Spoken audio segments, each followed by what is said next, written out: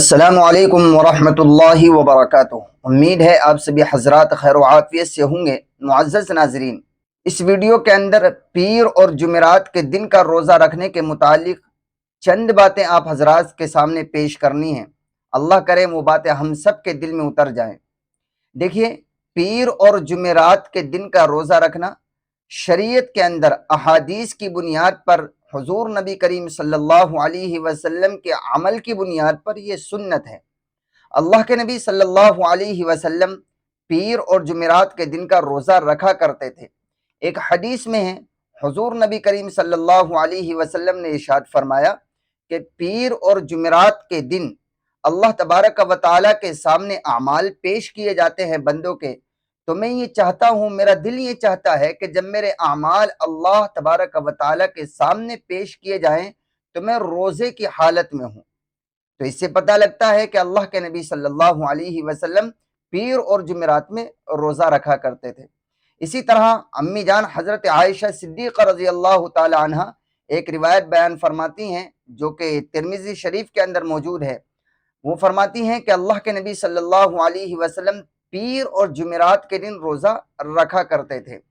इसी तरह हज़रत अबू क़तादा रज़ी अल्लाह ताला अन्हु एक सहाबी हैं, वो फरमाते हैं, ये रिवायत भी तिर्मिज़ी शरीफ के अंदर आई है। वो फरमाते हैं कि हुजूर नबी करीम सल्लल्लाहु अलैहि वसल्लम ने इरशाद फरमाया कि पीर ही के दिन में पैदा हुआ और पीर ही के दिन मेरे ऊपर कुरान का नुज़ूल शुरू हुआ। इन अहादीस को अगर हम देखें तो इन अहादीस को मिलाकर उलमाए किराम ने एक मतलब बयान फरमाया है कि पीर का दिन बरकत वाला है, पीर का दिन खास फजीलत वाला है।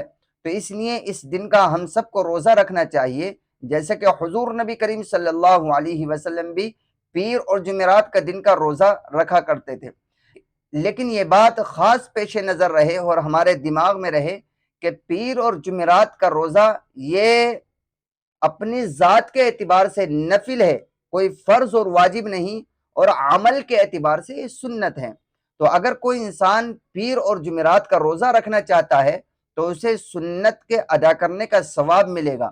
लेकिन अगर कोई इंसान नहीं रखता है पीर और जुमेरात का रोज़ा तो उसको मलामत नहीं की जाएगी और उसको छोड़ने पर कोई गुनाह भी नहीं मिलेगा। तो पीर और जुमेरात के रोज़े की जो फजीलत है वो सिर्फ और सिर्फ सुन्नत है, फ़र्ज़ और वाजिब नहीं।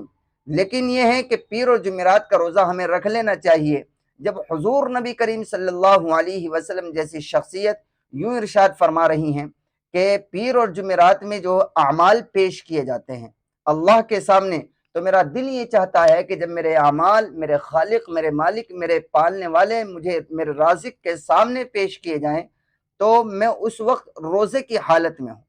तो हम सब का भी ये जज्बा होना चाहिए। उम्मीद है ये बात आपको समझ में आएगी।